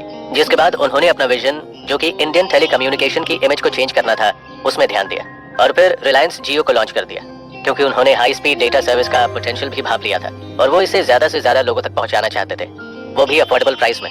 और उसके बाद तो जियो की हिस्ट्री सब जानते हैं। जियो की पॉपुलैरिटी के बाद अंबानी ने रिलायंस को रिटेल सेक्टर में उतारा, वो भी अलग अलग सेक्टर्स में, जैसे सुपरमार्केट, इलेक्ट्रॉनिक और फैशन। और उन्होंने अपने फैमिली बिजनेस को इंडिया का एक बहुत बड़ा लीडिंग ब्रांड बना दिया। तो मुकेश अंबानी की फाइनेंशियल जर्नी से हमने क्या सीखा? हमने यहाँ पर स्ट्रेटेजिक लीडरशिप देखा। हमने देखा कि कैसे उनकी बोल्ड और डिसीजन मेकिंग लीडरशिप ने नई अपॉर्चुनिटीज के रास्ते खोल दिए और एक छोटी सी ट्रेडिंग कंपनी को इतने बड़े एम्पायर में बदल दिया। उन्होंने एक्सपेंशन और डाइवर्सिफिकेशन पे काम किया और अपने विजन, जो कि इनोवेशन और स्ट्रेटेजिक लीडरशिप का था, उसको यूज करके रिलायंस को घर घर पहुंचा दिया और हर घर की जरूरत में बदल दिया। और ये सब शुरू हुआ पैसे को वेल्थ में बदलने की सोच के साथ। अब ये तो हो गई एक बिजनेस बैकग्राउंड से आए हुए एक एंटरप्रेन्योर की कहानी। चलो अब उनका एग्जांपल लेते हैं, जिसे इंडिया का सबसे यंग सक्सेसफुल एंटरप्रेन्योर में से एक माना जाता है, और वो है रितेश अग्रवाल, ओयो के फाउंडर। रितेश अग्रवाल का एक सिंपल सा आइडिया था जो इनोवेशन से लेकर ग्लोबल सक्सेस में बदला, और वो था अफोर्डेबल होटल्स में रहना। रितेश ने बजट वाले होटल चेन्स की शुरुआत की, जो कि ओयो के नाम से फेमस हुआ, और देखते ही देखते उन्होंने ओयो को एक ग्लोबल सक्सेस में बदल दिया, जो कि आज की डेट में अफोर्डेबल होटल चेन्स की रैंक में बहुत अच्छा रैंक होल्ड करता है, वो भी ग्लोबली। और माना कि अग्रवाल के इस मास्टर स्ट्रोक ने स्टार्टअप इकोसिस्टम का नक्शा ही बदल दिया और उनसे इंस्पायर होकर काफी यंग लोग स्टार्टअप की दुनिया में कदम रखने लगे। तो रितेश अग्रवाल की फाइनेंशियल जर्नी से हम क्या सीखते हैं? सिंपल, रितेश का एक गोल था अफोर्डेबल और कंफर्टेबल स्टेज को लोगों तक अफोर्डेबल प्राइसेस में पहुंचाना, वो भी हर जगह। तो बस रितेश ने ओयो को स्मार्टली मार्केट में लाकर लोगों तक पहुंचाया, हॉस्पिटैलिटी इंडस्ट्री में अपना नाम बनाया और साथ ही साथ बहुत सारा पैसा भी कमाया। ये एग्जाम्पल हमें सिखाता है कि कैसे एक एग्जाम्पल से आइडिया को अगर सही प्लान और स्ट्रेटेजी के साथ उस पर एक्शन लिया जाए तो बिजनेस और फाइनेंशियल गोल्स दोनों को पूरा किया जा सकता है, और ऐसे हमारा पैसा वेल्थ में कन्वर्ट हो सकता है। इतना भारी फाइनेंशियल ज्ञान सुनकर और इंस्पिरेशन पाकर अर्जुन स्पीचलेस फील कर रहा था, और फिर उसने अपने मन की बात बोली। जिनी, मैं तो अभी भी ये सब डाइजेस्ट कर रहा हूँ, सोच रहा हूँ कि दोनों आगे और बैकग्राउंड में कितने अलग अलग हैं, लेकिन फिर भी कितनी सिमिलैरिटी है दोनों में, और मुझे तो ये बहुत ही इंस्पायरिंग लग रही है इनकी कहानी। बिल्कुल ठीक कहा अर्जुन तुमने, ये दोनों है तो अलग अलग, लेकिन इनकी कहानी जानने के बाद ये समझना जरूरी है कि क्या है जो इन दोनों को कनेक्ट करता है। वो है विजन। सिर्फ विजन ही नहीं, बल्कि ग्लोबल विजन। ये दोनों ने पूरी दुनिया पर इम्पैक्ट डालने का सपना देखा, और जैसे ही इनके पास सही अपॉर्चुनिटी आई उन्होंने एक्शन लिया। लेकिन इसकी शुरुआत दोनों ने ही बहुत पहले से करनी शुरू कर दी थी, क्योंकि वो सिर्फ सैलरी नहीं कमाना चाहते थे, बल्कि वेल्थ कमाना चाहते थे। और जब विजन क्लियर और इंटेंशन सेट होता है तो वेल्थ तो पीछे पीछे आई जाती है। हाँ, तभी तुमने वो 4 चीजें बताई थी, एक्सपीरियंस, इंस्पिरेशन, गाइडेंस और एक्शन, और इन एग्जाम्पल से इन चारों की वैल्यू समझ में आ गई। और वैसे भी क्या पता रितेश अग्रवाल ने मुकेश अंबानी से इंस्पिरेशन लिया, क्या पता हो भी सकता है। तो जीनी बाबा ने इंडिया के कुछ चुनिंदा एंटरप्रेन्योर्स के एग्जाम्पल से समझाया कि कैसे सक्सेसफुल एंटरप्रेन्योर्स की फाइनेंशियल जर्नी से उनका एक्सपीरियंस समझ सकते हैं, उनसे इंस्पिरेशन और गाइडेंस लेकर अपने फाइनेंशियल गोल्स के लिए एक्शन ले सकते हैं, जो आपके पैसों को वेल्थ में बदलने में आपकी हेल्प करेगा। तो जीनी बाबा ने इंडिया के कुछ चुनिंदा एंटरप्रेन्योर्स के एग्जाम्पल से ये समझाया कि कैसे सक्सेसफुल एंटरप्रेन्योर्स की फाइनेंशियल जर्नी से उनका एक्सपीरियंस समझ सकते हैं, उनसे इंस्पिरेशन और गाइडेंस लेकर अपने फाइनेंशियल गोल्स के लिए एक्शन ले सकते हैं, जो आपके पैसे को वेल्थ में बदलने में आपकी हेल्प करेगा। तो अब जिनी बाबा के मनी विजडम का अगला बुलेट पॉइंट क्या है और उससे आप जो सीखने वाले हैं वो बहुत ही इंटरेस्टिंग है। क्योंकि दूसरों की कहानी तो आपने सुन ली, अब है अपने फाइनेंशियल गोल्स को सेट करने की बारी। कैसे जानेंगे नेक्स्ट एपिसोड में। दूसरों की कहानी तो महज एक ओपनिंग है जो हमें गेम को शुरू करने का आइडिया देती है और मोटिवेशन भी, लेकिन उन कहानियों से इंस्पिरेशन और मोटिवेशन लेकर जो अपनी गेम शुरू करता है वो ही बनता है फाइनेंशियल वर्ल्ड का चैंपियन। तो अब आपको पता है कि लोग अपनी इन्वेस्टमेंट जर्नी कैसे शुरू करते हैं और क्या स्ट्रैटेजीज अपनाते हैं उन्हें पूरा करने के लिए। तो अब आपकी बारी है अपने फाइनेंशियल गोल्स को सेट करने की। ये डिसाइड करना कि आपके विजन बोर्ड में आपका फाइनेंशियल गोल कैसा दिखता है। वो बताएंगे हमारे जिनी बाबा कि धन को इकट्ठा यानी वेल्थ को एक्यूमुलेट कैसे करना है। अर्जुन, मुझे उम्मीद है कि मनी विजडम का पिछला बुलेट पॉइंट अभी भी तुम्हारे दिल और दिमाग में एक इंस्पिरेशन बनकर दौड़ रहा होगा, क्योंकि अगर ऐसा है तो आज का बुलेट पॉइंट बहुत इंपॉर्टेंट है, क्योंकि आज हम वेल्थ की बात करने वाले हैं, जिसे कमाने और बनाने के लिए तुम्हें अपने फाइनेंशियल गोल्स को सेट करना होगा। अरे जेनी, सिर्फ इंस्पिरेशन बनकर नहीं, बल्कि मैं तो एक्शन मोड में धीरे धीरे आ रहा हूँ, ऐसा लग रहा है। और बिल्कुल मैं तो बहुत ही एक्साइटेड हूँ अपने फाइनेंशियल गोल सेट करने के लिए और वेल्थ के बारे में जानने के लिए। और जेनी बाबा ने हंसते हंसते अपने नीले झोले से फिर से वही रसीद निकाली और बस पैसे की पट्टी पढ़ाना, मेरा मतलब ज्ञान देना शुरू कर दिया। तो भाई, दूसरों की कहानियों से इंस्पिरेशन लेने के बाद हमने ये तो जान लिया कि उन्होंने अपने पैसों को वेल्थ में कैसे बदला, मगर अब बारी है ये वेल्थ को सही तरीके से जानने की। हम यहाँ बात कर रहे हैं वेल्थ एक्यूमुलेशन की, और इसको जरा ऐसे समझो, वेल्थ एक्यूमुलेशन वो मनी ट्री यानी कि पैसों वाला पेड़ है जो समय के साथ साथ ग्रो करता है। इमेजिन करो कि तुम्हारे पास एक छोटा सा प्लांट है, हर महीने तुम उस प्लांट में थोड़ा थोड़ा पानी यानी फाइनेंस के टर्म में बोले तो सेविंग्स डाल रहे हो और कुछ मैजिकल खाद मतलब कि इन्वेस्टमेंट्स डाल रहे हो। अब जैसे जैसे महीने और साल गुजरते जाएंगे तुम देखोगे कि वो प्लांट धीरे धीरे बड़ा होता जाएगा और आखिर में ये एक सॉलिड पेड़ मतलब कि वेल्थ में बदल जाएगा, बहुत सारे पैसों के साथ। सिंपल शब्दों में वेल्थ एक्यूमुलेशन का मतलब अपने पैसों को धीरे धीरे रेगुलर सेविंग्स और स्मार्ट इन्वेस्टमेंट के जरिए बढ़ाना है, ताकि आगे जाकर ये मल्टीप्लाई हमें फाइनेंशियल सिक्योरिटी भी दे और फाइनेंशियल गोल्स भी पूरा करे। जिनी, ये वेल्थ एक्यूमुलेशन सुनने में कितना भारी कॉन्सेप्ट लग रहा है, लेकिन तुमने बड़ी आसानी से समझा दिया। लेकिन अभी भी ये कॉन्सेप्ट पूरा क्लियर नहीं हुआ, मतलब कि हम इस कॉन्सेप्ट को टेक्निकली एक्शन में लाएंगे कैसे फाइनेंस की लैंग्वेज में। अरे सब रखो, वो भी बताता हूँ। अब वेल्थ एक्यूमुलेशन तो तुम समझ गए हो, अब ये जानो कि वेल्थ को एक्यूमुलेट करने का तरीका क्या है। तो वेल्थ एक्यूमुलेट करने के दो तरीके होते हैं, एक तो कंजर्वेटिव अप्रोच और दूसरा अग्रेसिव अप्रोच। इमेजिन करो कि तुम्हारे पास एक खजाने का बॉक्स है, तुम चाहते हो कि वो सेव भी रहे और धीरे धीरे ग्रो करे, भले ही टाइम बहुत ज्यादा क्यों ना लगे।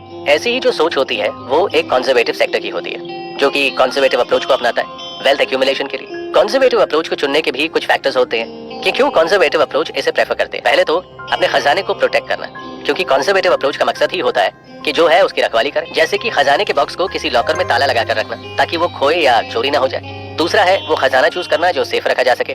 तो इसमें इन्वेस्टर्स कोई नया और एक्साइटिंग खजाना ढूंढने की जगह वही पुराने इन्वेस्टमेंट के साथ जुड़े रहते हैं जो सेफ माना जाता है, जैसे सेविंग्स और जाने पहचाने जेम्स स्टोन्स को कलेक्ट करना, जिसे हमेशा से सेफ इन्वेस्टमेंट माना जाता है। तीसरा है स्लो ग्रोथ और थोड़े थोड़े सरप्राइज। इसका मतलब है कि एक कंजर्वेटिव इन्वेस्टर कभी भी नहीं चाहता कि उसका काम हो जाए और फिर एकदम से गायब हो जाए, इसलिए वो हमेशा स्लो लेकिन स्टेडी ग्रोथ चाहता है। जैसे कि एक पेड़ लगाना जो कि बहुत लंबा तो नहीं होगा लेकिन ग्रोथ होगी जरूर और जो आसानी से डैमेज नहीं होगा। मतलब कि कंजर्वेटिव इन्वेस्टर लो रिस्क और फिक्स्ड इनकम इन्वेस्टमेंट चुनना प्रेफर करेंगे वेल्थ एक्यूमुलेशन के लिए। अब इसे एक एग्जांपल के तौर पर समझो कि तुमने एक मैजिक कॉइन को किसी सेफ के अंदर रख दिया और उसकी वैल्यू हर साल बढ़ती है। तुम्हें पता है कि वैल्यू बहुत तेजी से नहीं बढ़ेगी, लेकिन ये रातों रात खत्म भी नहीं होगी। तुम अपने खजाने को सेफ रखना और स्लो ग्रोथ चूज कर रहे हो, भले ही वो बाकी इन्वेस्टमेंट की तुलना में कम फायदा दे। तो यही होता है कंजर्वेटिव अप्रोच धन कमाने का और बनाने का। अब बारी है अग्रेसिव अप्रोच की। ये अप्रोच अपने नाम के जैसा ही काम करता है और ये कंजर्वेटिव अप्रोच का बिल्कुल उल्टा है। अब बारी है अग्रेसिव अप्रोच की। ये अप्रोच अपने नाम के जैसा ही काम करता है और ये कंजर्वेटिव अप्रोच का बिल्कुल उल्टा है। इसे एक पायरेट के ट्रेजर हंट के एग्जांपल से समझते हैं। एक पायरेट किसी खजाने के पीछे अगर जाएगा तो वो किसी छोटे मोटे खजाने के पीछे नहीं बल्कि लंबा हाथ मारने का सोचेगा। अग्रेसिव अप्रोच में अग्रेसिव इन्वेस्टर भी वही पायरेट होता है जो ज्यादा रिस्क लेने का सोचते हैं, क्योंकि जितना बड़ा रिस्क उतना बड़ा रिवॉर्ड या प्रॉफिट, और वो चैलेंज से उतना नहीं डरते क्योंकि उनका माइंडसेट रहता है। और ऐसे ही इन्वेस्टर ठीक उस पायरेट की तरह समंदर के सबसे ज्यादा रिस्क वाले जोन में जाकर सबसे महंगे खजाने को ढूंढना पसंद करते हैं। तभी तो इसे अग्रेसिव अप्रोच कहा जाता है। ऐसे इन्वेस्टर्स मैक्सिमम रिटर्न्स के बारे में सोचते हैं, भले ही रिस्क कितना ही बड़ा क्यों ना हो। ये ऐसे स्टॉक्स में इन्वेस्ट करते हैं जिनमें ज्यादातर लोग इन्वेस्ट करने से कतराते हैं, क्योंकि वहाँ लॉस के चांसेस भी होते हैं, लेकिन रिस्क के बिना तो कुछ बड़ा नहीं मिलता। इसीलिए ये एक अग्रेसिव अप्रोच मानी जाती है वेल्थ को एक्यूमुलेट करने के लिए। जैसे कि एक इन्वेस्टर्स अपने हाई रिटर्न्स के लिए मार्केट के उछाल से डील करने को तैयार रहेगा, और वो स्टार्टअप्स, नई इंडस्ट्रीज और ग्रोथ वाले म्यूचुअल फंड्स में इन्वेस्ट करने के लिए भी तैयार रहेगा, क्योंकि वहाँ से उसे हाई रिटर्न्स मिलेंगे भले ही उसमें रिस्क हो। तो ये थे वेल्थ एक्यूमुलेट करने के दो तरीके, कंजर्वेटिव और अग्रेसिव अप्रोच, जो तुम्हारे फाइनेंशियल गोल्स को पूरा करने में तुम्हारी हेल्प करते हैं। जीनी, ये वेल्थ एक्यूमुलेशन और उसके टाइप को तो मैं समझ गया, लेकिन मैं ये कैसे डिसाइड करूंगा कि कौन सा अप्रोच मेरे लिए सही है, क्योंकि दोनों ही अपनी जगह ठीक है। Good question Arjun. वैसे तो ये हर एक इंडिविजुअल की चॉइस पर डिपेंड करता है, लेकिन सही अप्रोच डिपेंड करता है तुम्हारे रिस्क टॉलरेंस, फाइनेंशियल गोल्स और सेट टाइम पर। इन्वेस्टमेंट करने की स्ट्रैटेजी बैलेंस्ड होनी चाहिए, जिसमें तुम्हारा कंफर्ट भी हो और जहां तुम्हारा पर्पस भी पूरा हो, वही सही होता है। और वैसे जरूरी नहीं है कि कोई एक अप्रोच ही चुनी जाए। तुम चाहो तो दोनों अप्रोच को कंबाइन करके अपने वेल्थ का अच्छा पोर्टफोलियो बना सकते हो। इससे तुम्हें सेफ्टी और हाई रिटर्न्स दोनों मिलने के चांसेस मिलेंगे। तो दोस्तों, यहाँ आपने सीखा कि धन को इकट्ठा कैसे करना है, मतलब कि वेल्थ एक्यूमुलेट के वो कौन से 2 तरीके हैं जिनका आप इस्तेमाल करके अपने फाइनेंशियल गोल्स के लिए जरूरी कदम उठाते हैं और अपने पैसे को वेल्थ में बदलते हैं। अब वेल्थ बनाना तो आपने सीख लिया, लेकिन क्या आप उसमें आने वाले रिस्क के लिए तैयार हैं? हाँ या ना? जवाब चाहे जो भी हो, रिस्क और लॉस तो कोई भी बेयर नहीं करना चाहेगा। तो इसीलिए रिस्क को मिनिमाइज करने के तरीके अगर पता होंगे तो फाइनेंशियल प्लानिंग और मैनेजमेंट करने में आपको मजा आएगा। तो कैसे निपटना है इन अनदेखे अनजाने रिस्क के साथ, बताएंगे हमारे जिनी बाबा नेक्स्ट एपिसोड में। दोस्तों, गेम चाहे कोई भी हो, रिस्क तो होता ही है हारने का, और यही सीन फाइनेंशियल गोल्स का भी होता है। चाहे आप पैसा कमाएं या बनाएं, आज जॉब है तो कल जा भी सकती है, आज बिजनेस अच्छा चल रहा है तो कल डाउन भी हो सकता है, मार्केट आज आसमान छू रहा है तो कल सर्किट भी लग सकता है। तो ऐसे अनप्रेडिक्टेबल सिचुएशंस के लिए हमें हमेशा रेडी रहना चाहिए और इसमें इन्वॉल्व्ड रिस्क को भी जानना चाहिए, ताकि हम उससे निपटने की प्रिपरेशन पहले से ही कर सकें और अपने माइंड को उस अकॉर्डिंग सेट कर सकें, ताकि हमारा ज्यादा नुकसान ना हो और रिस्क को भी हम समय रहते मिनिमाइज कर सकें। तो चलिए जानते हैं कि आज जिनी बाबा अर्जुन को हमारे लिए अपने मिनी विजडम के झोले से कौन सा बुलेट पॉइंट लेकर आए अपने साथ। क्यों अर्जुन, वेल्थ बनाने का गेम कैसा लगा तुम्हें? अरे जिनी, वेल्थ का गेम तो बहुत मजेदार और एक्साइटिंग है, लेकिन हर गेम में रिस्क तो होता है ना, और मैं उसी के बारे में सोच रहा हूँ। हाँ बिल्कुल सही बात है, रिस्क तो होता ही है, लेकिन रिस्क के बिना गेम भी तो नहीं है। अब रिस्क को तो खत्म नहीं किया जा सकता, लेकिन कम तो किया ही जा सकता है। इसीलिए मैं आज तुम्हें बताने वाला हूँ रिस्क फैक्टर्स और रिस्क मैनेजमेंट के बारे में, और कैसे ये असर डालता है वेल्थ क्रिएशन में। तो सबसे पहले रिस्क फैक्टर को आसान शब्दों में समझते हैं। सोचो कि तुम किसी एक रोड ट्रिप प्लान कर रहे हो। अब उस ट्रिप में कभी मौसम खराब हो सकता है, तूफान आ सकता है, तुम्हारी कार में कोई दिक्कत आ सकती है, या फिर तुम्हारे सामने कोई भी अनचाही सिचुएशन आ सकती है जो तुम्हारे ट्रिप को खराब कर सकती है। और यही सब जो अनएक्सपेक्टेड सिचुएशन होती है ना हमारी प्लानिंग में, इसे ही हम रिस्क बोलते हैं। अब तुम्हारी फाइनेंशियल जर्नी में भी ऐसे अनएक्सपेक्टेड सिचुएशन रिस्क के फॉर्म में आ सकते हैं, जहां तुम्हें पैसे का नुकसान हो सकता है, जैसे कि इमरजेंसी खर्चा या फिर जॉब मार्केट में अचानक से चेंज आ जाना, जिसका असर सीधे तुम्हारी ग्रोथ पर पड़ेगा। तो फाइनेंशियल गोल्स के रास्ते में अक्सर हमें ऐसे रिस्क का सामना करना पड़ता है। अब रिस्क फैक्टर्स है तो उसे मैनेज करने का भी तरीका तो होगा ही, और रिस्क फैक्टर्स को कम करने के प्रोसेस को ही रिस्क मैनेजमेंट बोलते हैं। अब रिस्क फैक्टर्स में तो तुमने देखा कि तुम्हारी फाइनेंशियल प्लानिंग के रास्ते में क्या क्या अनएक्सपेक्टेड सिचुएशन आ सकती है। अब रिस्क मैनेजमेंट में तुम ये जानोगे कि इन रिस्क फैक्टर्स से बचे कैसे। तो फिर से उस रोड ट्रिप को याद करो। अगर तुम कोई रोड ट्रिप प्लान कर रहे हो तो तुम उस ट्रिप को शुरू करने से पहले आने वाले रिस्क को इवेल्युएट करोगे। जैसे कि अगर मौसम खराब हो सकता है तो वेदर फोरकास्ट चेक करके निकलो, अगर तुम्हारी कार खराब हो सकती है तो उसकी सर्विसिंग पहले ही करा लो, और इमरजेंसी के लिए कुछ एक्स्ट्रा कैश लेकर निकलो। ठीक इसी तरह फाइनेंशियल प्लानिंग में आने वाले रिस्क को कम करने के लिए पहले से प्रिपरेशन और बैकअप प्लान जरूरी है। जैसे कि बैग में एक छाता रखना, कार में एक एक्स्ट्रा टायर रखना, और पर्स में एक्स्ट्रा कैश और कुछ खाने के लिए रखना। ऐसे में हम बहुत हद तक अपने सामने वाले रिस्क को कम कर सकते हैं। इसे एक साधारण एग्जांपल से समझो। सोचो कि तुम इन्वेस्टमेंट कर रहे हो और मार्केट की कंडीशन रोड की तरह ही है। तुम हर सिचुएशन को कंट्रोल नहीं कर सकते, लेकिन रिस्क को मैनेज तो कर ही सकते हो। इसीलिए हमेशा अपने इन्वेस्टमेंट को डाइवर्स बनाना चाहिए, मतलब कि मिक्स टाइप के इन्वेस्टमेंट। ये बिल्कुल ऐसा है जैसे तुमने अपने घर पे एक तरह की नहीं बल्कि गाड़ियों की वैरायटी रखते हो, जैसे एक बाइक, एक कार और एक स्कूटर। तो अगर कभी भी किसी एक गाड़ी का टायर पंचर हो तो तुम दूसरी यूज कर सकते हो। अच्छा, तो ऐसा है।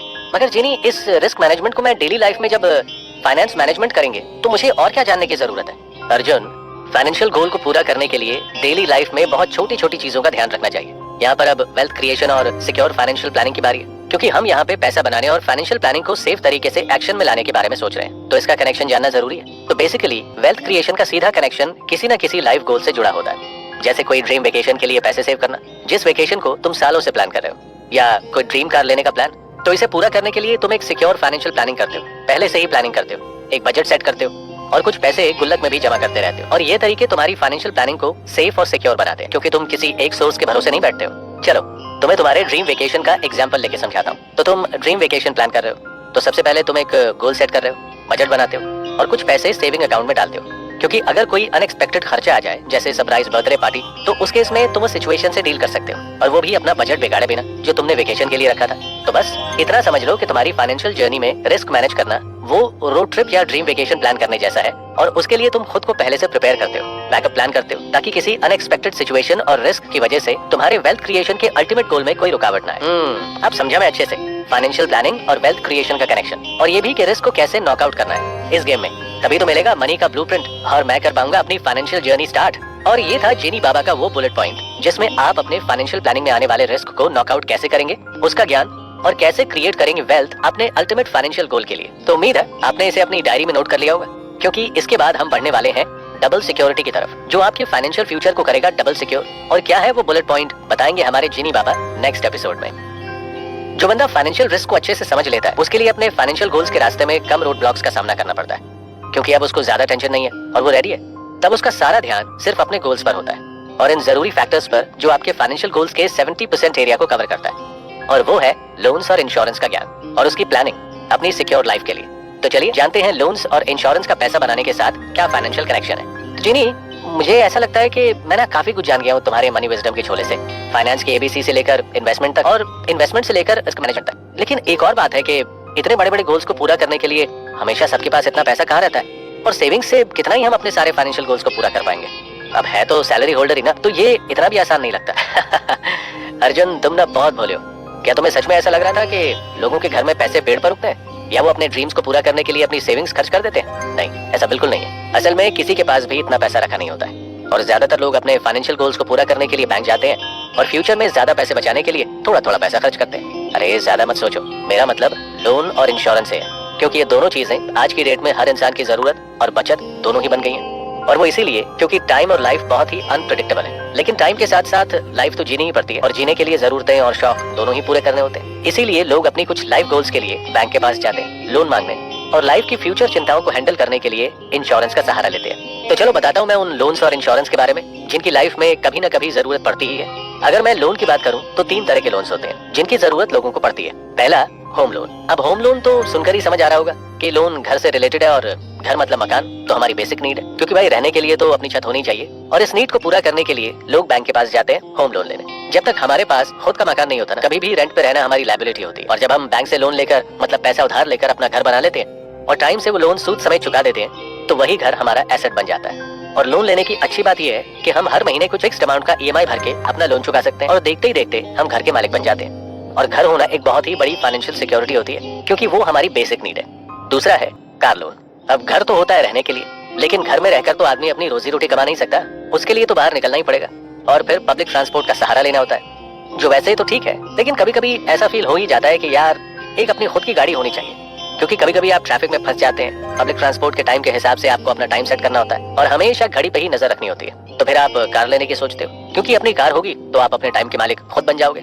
कभी भी कहीं भी जाना हो तो सोचने की जरूरत ही नहीं पड़ेगी। और उस कार को लेने के लिए आप लोन लेते हो, क्योंकि कार भी एक हैवी इन्वेस्टमेंट है। तो लोन में कार खरीद कर आप हर महीने एक फिक्स्ड अमाउंट का ईएमआई भर के उस लोन को चुकाते हो और आपका गोल भी पूरा हो जाता है। तीसरा है एजुकेशन लोन। अब घर और गाड़ी की तरह पढ़ाई लिखाई भी जरूरी है लाइफ में, कुछ बनने के लिए और करने के लिए। आज का जमाना टेक्नोलॉजी वाला है, मॉडर्न टाइम्स में मॉडर्न एजुकेशन की डिमांड भी बढ़ रही है। आजकल तो लोग पहले से ज्यादा अब्रॉड जाते हैं हायर एजुकेशन के लिए, ताकि अच्छा करियर बना सकें, और किसी बड़े रेप्यूटेड इंस्टीट्यूशन या विदेश में जाके पढ़ने के लिए भी तो बहुत पैसा लगता है, और वो भी डॉलर्स में। तो भाई जाहिर सी बात है उसके लिए भी लोग लोन लेते हैं, एजुकेशन लोन, और फिर जाते हैं पढ़ाई करने। एजुकेशन भी अब बहुत महंगे हो गए, चाहे वो स्कूल हो, कॉलेज हो, या फिर कोई आईवी लीग इंस्टीट्यूशन। सेविंग से सिर्फ पढ़ाई नहीं होती आज की डेट में। अगर कुछ बड़ा करना है तो स्टूडेंट्स एजुकेशन लोन लेकर पढ़ाई पूरी कर लेते हैं और फिर बाद में जॉब लेकर उस लोन को चुका देते हैं। अब ये तो हुई लोन की बात।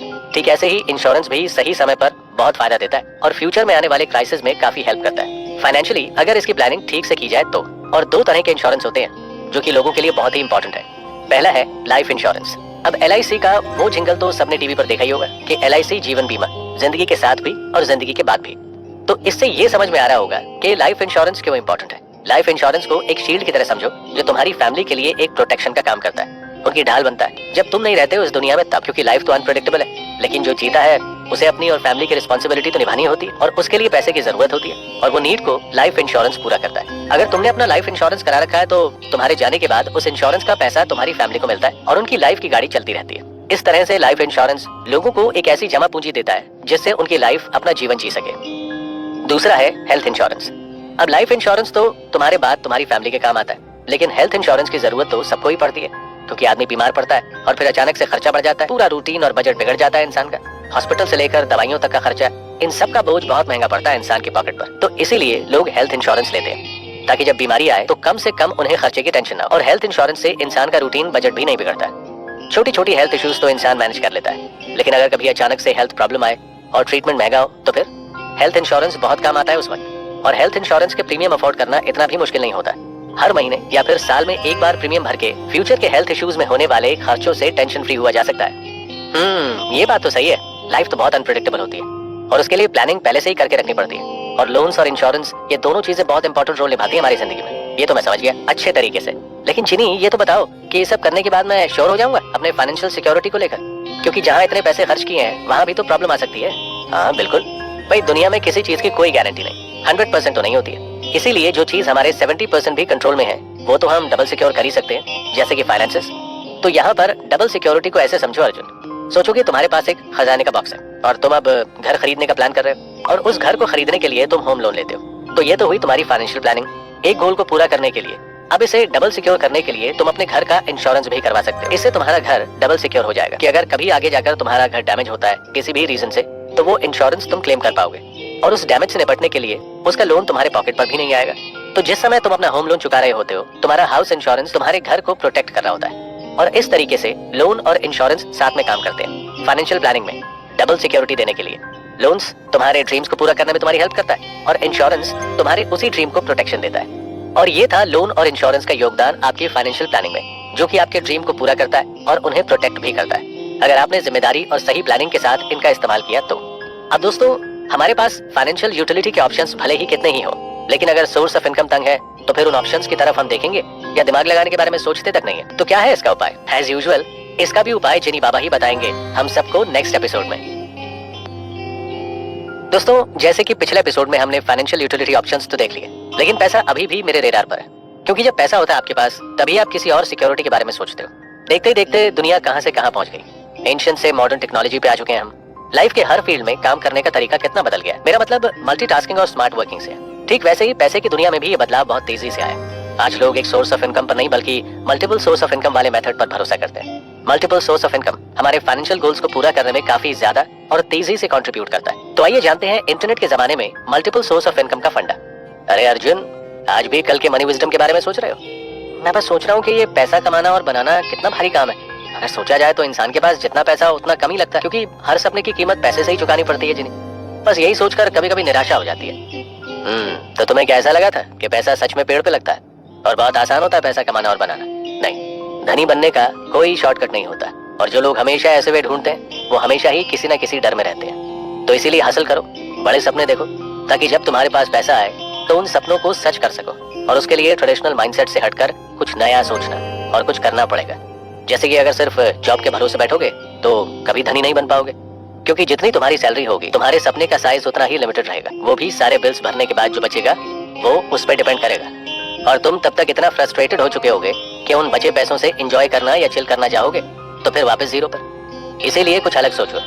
अपने सपनों में कॉम्प्रोमाइज करने से बेटर है अपने सोर्स ऑफ इनकम को बड़ा करो। एक इनकम नहीं बल्कि मल्टीपल सोर्स ऑफ इनकम के बारे में सोचो। आज का जमाना तो इंटरनेट पर चलता है, चारों तरफ टेक्नोलॉजी की भरमार है, सब कुछ डिजिटल है। हम आज की डेट में सब कुछ डिजिटल ही प्रेफर करते हैं, जैसा मार्केट वैसा कंज्यूमर और वैसे ही कंजम्पशन। तो बस तुम्हें भी इसका फायदा उठाना है और जॉब के साथ साथ साइड अर्निंग ऑप्शंस भी बनाने हैं, जिससे तुम्हारे फाइनेंशियल ड्रीम्स पर स्टॉप का साइन ना लगे और तुम्हारी लाइफ स्मूथली चले। वैसे तो ये बात सही है, और आजकल महंगाई भी इतनी बढ़ गई है कि एक इनकम के भरोसे कुछ बड़ा करना तो पॉसिबल नहीं है। तो क्या ऑप्शन है जिनी, तुम ही बताओ। तो इस कॉन्सेप्ट को समझने के लिए सबसे पहले अपने माइंडसेट को उस स्केल पे लेकर आना होगा, मतलब कि ओपन माइंडेड बनाना पड़ेगा। ये सब इतना आसान नहीं है, लेकिन अगर इंटेंशन और मोटिवेशन हो तो इतना मुश्किल भी नहीं है। आजकल की डिजिटल एज में बहुत सारे तरीके हैं पैसा कमाने के 9 to 5 जॉब के साथ। इसे ऐसे देखो कि तुमने अपने गार्डन में मल्टीपल पेड़ लगाए जो अलग अलग टाइप के फल देते हैं, तो उसका फायदा भी तो तुम्हें मिलेगा। चलो बताता हूँ मल्टीपल इनकम के कुछ जाने माने मेथड्स एग्जाम्पल के जरिए। पहला है ट्रेडिशनल जॉब। अब इस ट्रेडिशनल जॉब को तुम अपना एप्पल ट्री समझो। जैसे एप्पल ट्री हर महीने तुम्हें एप्पल देता है, ठीक वैसे ही तुम्हारी ट्रेडिशनल जॉब तुम्हारी मंथली इनकम है, जो कि तुम्हारी प्राइमरी सोर्स ऑफ इनकम है, जिससे तुम अपने बिल्स भरते हो और जरूरतें पूरी करते हो। ये जॉब रिलायबल तो है, लेकिन काफी नहीं है। दूसरा है फ्रीलांसिंग जॉब। इसे तुम संतरे का पेड़ समझो, क्योंकि ये तुम्हारा सेकेंडरी ऑप्शन है, एप्पल के बाद जो तुम्हें सीजनल फल देगा टाइम टू टाइम। फ्रीलांसिंग में तुम अपने घर पर ही बैठ के अपने टाइम और शेड्यूल के हिसाब से काम कर सकते हो, अपनी 9 to 5 जॉब के साथ एक साइड हसल की तरह। और फ्रीलांसिंग में तुम आर्टिकल्स लिख सकते हो, लोगो डिजाइन कर सकते हो, या जो भी तुम्हारा पैशन हो, हॉबी हो या फिर स्किल हो, उसे तुम एक्स्ट्रा मनी के लिए ऑफर कर सकते हो और मार्केट से काम उठा सकते हो। उससे जो पैसा आएगा उसे तुम इन्वेस्ट कर सकते हो। तीसरा ऑप्शन है ऑनलाइन सेलिंग का। इस डिजिटल एज में सबके पास कंप्यूटर, लैपटॉप और इंटरनेट की फैसिलिटी तो हाथों में होती है, तो उसका इस्तेमाल करके तुम अपना ऑनलाइन स्टोर सेटअप कर सकते हो और ऑनलाइन सेलिंग कर सकते हो। इसे तुम अपने गार्डन में बेर का पेड़ लगाने जैसा काम समझो। अगर तुम सोशल मीडिया पे एक्टिव हो और तुम्हारे अच्छे खासे फॉलोअर्स हैं, तो तुम ऑनलाइन सामान बेच सकते हो, जैसे कि handmade crafts, digital products, fashion, या मेकअप प्रोडक्ट्स या फिर कोई सर्विसेज जैसे कोई लैंग्वेज लर्निंग स्किल्स, इसमें से जो भी सेल होगी वो तुम्हारे मनी गार्डन में ऐड होती जाएगी, जैसे कि पेड़। चौथा है इन्वेस्टिंग। इसे तो तुम मनी प्लांट समझो, क्योंकि इन्वेस्टमेंट की वैल्यू तो मैं तुम्हें पहले ही बता चुका हूँ। जैसे कि एक मनी प्लांट की जितनी केयर करोगे वो उतना ही ग्रो करेगा, ठीक वैसे ही इन्वेस्टमेंट भी टाइम के साथ ग्रो करती है। तो अपने लिए एक डाइवर्स इन्वेस्टमेंट प्लान करना अच्छा आइडिया है हमेशा, जैसे स्टॉक्स, म्यूचुअल फंड, गोल्ड या रियल एस्टेट में इन्वेस्ट करना। ये बिल्कुल ऐसा है जैसे गार्डन में बीज बोना, जैसे जैसे ये ग्रो करेंगे तुम्हारे गार्डन में हरियाली छा जाएगी और इन्वेस्टमेंट धीरे धीरे तुम्हारे वेल्थ को तुम्हारे गार्डन जैसा ग्रीन बना देगा। पांचवा है रियल एस्टेट। अगला ऑप्शन है रियल एस्टेट इन्वेस्टमेंट का, और ये तो तुम्हारे गार्डन का सबसे महंगा फल है, जैसे कि ऑर्चर्ड, क्योंकि रियल एस्टेट सबसे एक्सपेंसिव इन्वेस्टमेंट में गिना जाता है। अगर तुम्हारे पास प्रॉपर्टी है तो तुम उससे रेंटल इनकम जनरेट कर सकते हो, तुम अपने घर का कुछ हिस्सा रेंट पर उठा सकते हो, या अगर कोई खाली स्पेस हो तो उसे कमर्शियल यूज के लिए दे सकते हो और वहां से इनकम जनरेट कर सकते हो। छठा है साइड हसल। इसके बाद साइड हसल भी एक ऑप्शन है, और इसे तुम एक छोटे से वेजिटेबल गार्डन के जैसा समझो जो तुम्हारे घर के पीछे वाले हिस्से में लगा हुआ है। अब सोचो कि तुम उस खाली जगह में सब्जी उगा देते हो, वो भी अलग अलग वैरायटी की। धीरे धीरे तुम्हारा वो गार्डन तरह तरह की सब्जियों से भर जाएगा। ठीक इसी तरह अपने जॉब के साथ अगर तुम कुछ छोटे मोटे प्रोजेक्ट्स और बिजनेस पे काम करते रहते हो तो वो तुम्हारी वेल्थ को और बढ़ाएगा। हाँ, ये तुम्हारा मेन इनकम जैसा नहीं होगा, लेकिन इससे तुम्हें एक्सपीरियंस भी मिलेगा नए काम का, और पैसे भी। सातवां है अफिलिएशन मार्केटिंग। एक ऑप्शन फाइनेंशियल मार्केटिंग का भी है। आजकल तो लोग ई कॉमर्स इंडस्ट्री के बहुत बड़े कंज्यूमर हैं, क्योंकि हर कोई ऑनलाइन शॉपिंग करता है या फिर गूगल पर रिव्यूज देकर ही कोई चीजें खरीदना, प्रोडक्ट या सर्विस लेना पसंद करते हैं। तो ऐसे में अफिलिएशन मार्केटिंग बहुत अच्छा सोर्स ऑफ इनकम बन सकता है। इसमें तुम्हें बस प्रोडक्ट रिकमेंडेशन देना होता है, उन्हें ऑनलाइन प्रमोट करना होता है, और जब कोई तुम्हारी रिकमेंडेशन से कोई प्रोडक्ट खरीदता है तो तुम्हें उसका कमीशन मिलता है, और ऐसे तुम इस मोड से पैसा कमाते हो। ये एक छोटा सा सोर्स ऑफ इनकम हो सकता है, लेकिन रेगुलर ऑप्शन में बदला जा सकता है। आठवां है ऑनलाइन कोर्सेज। अगर तुम्हारे अंदर स्किल्स हैं तो तुम उसे ऑनलाइन शेयर कर सकते हो। जैसे कि अगर तुम्हारी इंग्लिश अच्छी है या फिर तुम्हें कोई फॉरेन लैंग्वेज आती है तो तुम उसका कोर्स ऑनलाइन सेल कर सकते हो, ऑनलाइन ट्यूटर बन सकते हो, और ऐसे में ये तुम्हारा बहुत ही जेन्युइन सोर्स ऑफ इनकम बन सकता है। लोग तुमसे सीखेंगे और उसके पैसे भी देंगे। तुम्हारी एक्सपर्टीज तुम्हारा सोर्स ऑफ इनकम बन जाएगी।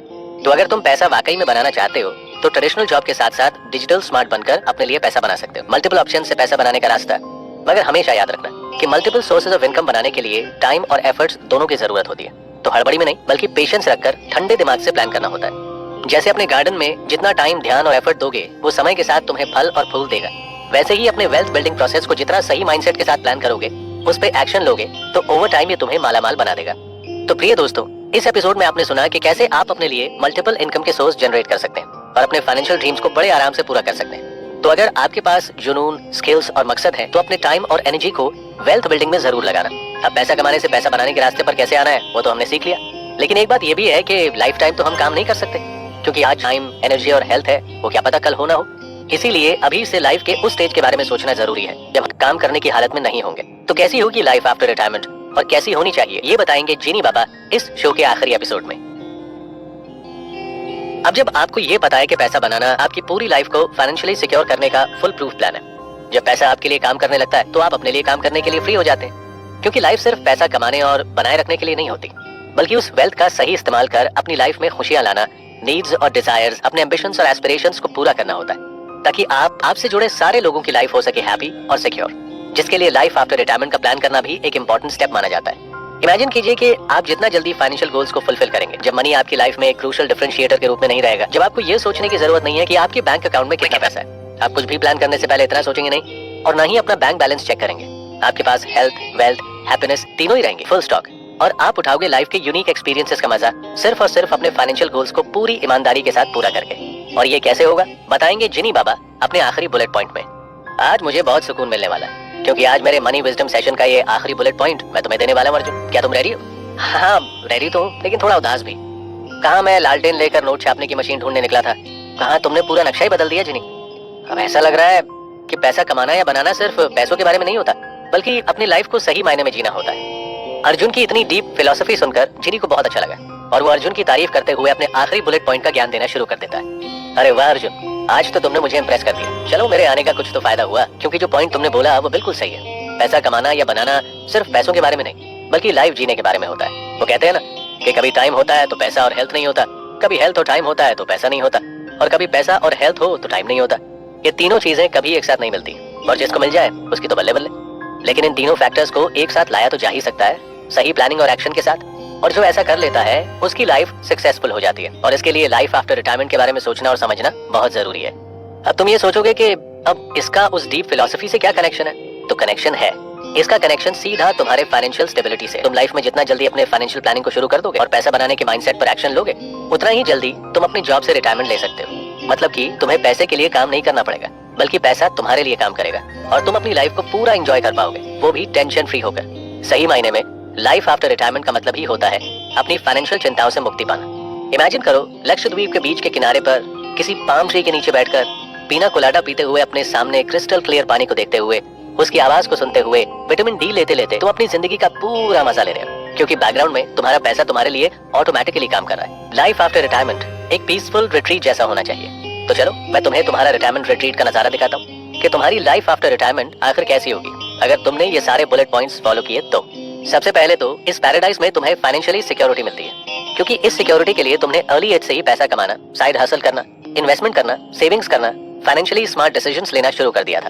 और जब तुमने ये पक्का कर लिया कि अब पैसा तुम्हारे ड्रीम में रुकावट नहीं बनेगा, तो बस तुमने साथ ही साथ अपना रिटायरमेंट पैराडाइज भी बनाना शुरू कर दिया, जिसका मजा तुम आज ले रहे हो। दूसरा, तुम अपना सदियों से बनाया हुआ बकेट लिस्ट एडवेंचर को एक एक करके यस टिक करते जाओगे, क्योंकि अर्ली फाइनेंशियल प्लानिंग तुम्हें इस एडवेंचर को पूरा करने का पूरा चांस देती है।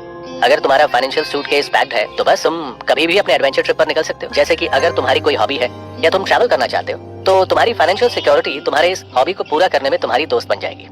तीसरा है फैमिली के साथ क्वालिटी टाइम स्पेंड करना। इस रिटायरमेंट पैराडाइज में तुम्हें टेंशन फ्री होकर अपनी फैमिली के साथ टाइम स्पेंड करने का मौका मिलेगा। अब वो तुम गोवा में बिताओ या फिर हवाई में, क्योंकि जब पैसों की टेंशन नहीं रहती है तो ऑब्वियसली तुम अपना अटेंशन और टाइम दोनों ही अपनी पर्सनल और फैमिली लाइफ में दे पाओगे। अगला है हेल्थ और वेलनेस। भाई ये तो बहुत जरूरी है, और तुम्हारे अर्ली फाइनेंशियल प्लानिंग की वजह से आज तुम इस रिटायरमेंट पैराडाइज में अपने हेल्थ और वेलनेस पर पूरा ध्यान दे पा रहे हो, जिससे तुम्हें फिटनेस और मेंटल पीस दोनों ही मिलते हैं। और अगर लाइफ में ये पार्ट सॉलिड है तो ये बहुत ही बड़ी सक्सेस है, क्योंकि अब तुम रेगुलर हेल्थ चेकअप अफोर्ड कर सकते हो, जब मन चाहे तब स्पा ले सकते हो, कोई योगा और मेडिटेशन रिट्रीट ज्वाइन कर सकते हो, जिम जा सकते हो, रेगुलरली अपनी फिटनेस पर ध्यान दे सकते हो, और ये सब तुम्हारी फाइनेंशियल प्लानिंग की वजह से पॉसिबल हुआ है। आखिरी है वॉलंटियर करना। भाई देखो, रिटायरमेंट सिर्फ रिलैक्स करने के लिए तो होता नहीं है, और अगर तुम सिर्फ रिलैक्स करोगे तो एक दिन वही आराम तुम्हें खाने लगेगा। तो इसीलिए लोग रिटायरमेंट के बाद सोसाइटी के लिए, दूसरों के लिए, किसी कॉज के लिए कुछ करते हैं, जिसे तुम एक्ट ऑफ सर्विस भी कह सकते हो। और ऐसा करने से तुम्हें पीस ऑफ माइंड मिलता है और एक अच्छी लाइफ जीने का सेंस भी। लेकिन ये भी तभी पॉसिबल है जब तुम्हारे पास फाइनेंशियल सिक्योरिटी हो।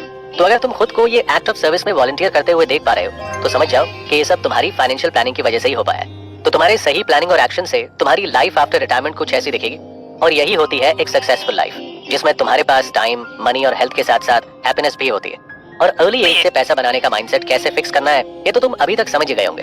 बस उन पॉइंट्स को अपने फिंगर टिप्स पर याद रखना है, जैसे रेगुलर सेविंग करना, सोच समझकर इन्वेस्ट करना, जरूरत से ज्यादा फालतू के खर्च ना करना, और रिस्क मैनेजमेंट के लिए बैकअप प्लान रेडी रखना। तो बेसिकली तुम रिटर्न के बाद जैसी लाइफ चाहते हो, उसके हिसाब से अपनी फाइनेंशियल प्लानिंग आज से ही शुरू कर दो। बस तुम्हारा रिटायरमेंट बन जाएगा रिटायरमेंट पैराडाइज। सब समझ में आ गया, और तुमने तो लाइफ आफ्टर रिटायरमेंट सीधे बाउंड्री पार करके दिखा दिया। मैं भी रिटायरमेंट के बाद रिटायरमेंट पैराडाइज बनाऊंगा। बिल्कुल, और ऐसा सिर्फ तुम्हें ही नहीं बल्कि हर किसी को सोचना चाहिए। लाइफ सिर्फ पैसे के पीछे दिन रात करने के लिए नहीं होती, बल्कि उस पैसे को अपना दोस्त बनाने के लिए होती है, ताकि लाइफ को सही मायने में जिया जा सके। क्योंकि वेल्थ का मतलब सिर्फ पैसा नहीं होता, बल्कि लाइफ के हर फील्ड में रिच होना चाहिए। तुम किसी भी सक्सेसफुल इंसान को देखोगे तो तुम्हें रियलाइज होगा कि उन्होंने वेल्थ का सही विजन और इंटेंशन सेट किया है अपनी लाइफ में, और उस अकॉर्डिंग अपनी फाइनेंशियल प्लानिंग करते हैं और वेल्थ बनाते हैं। और ये सब तुम भी कर सकते हो। बस कुछ बेसिक्स लेकिन बहुत इंपॉर्टेंट सवाल खुद से करने चाहिए, जैसे कि सक्सेसफुल लोगों के लिए वेल्थ की डेफिनेशन क्या होती है, और क्यों सिर्फ कुछ ही लोग वाकई में सक्सेसफुल हो पाते हैं वेल्थ के मामले में। तो सक्सेसफुल लोग सबसे पहले अपना एक क्लियर पर्सनल मिशन सेट करते हैं और उसी अकॉर्डिंग एक्शन लेते हैं लाइफ में। सक्सेसफुल लोग पॉजिटिव मेंटल एटीट्यूड रखते हैं, जो उनको अपने गोल्स अचीव करने में हेल्प करता है।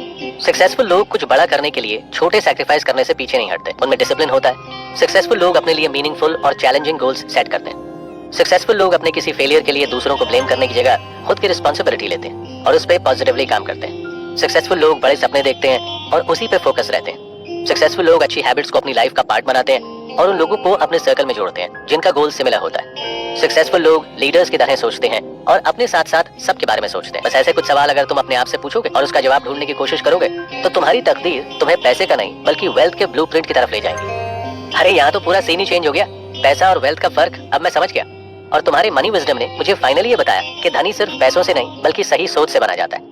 क्योंकि सोच सही होगी तो आगे का रास्ता खुद ही मिलता चला जाएगा।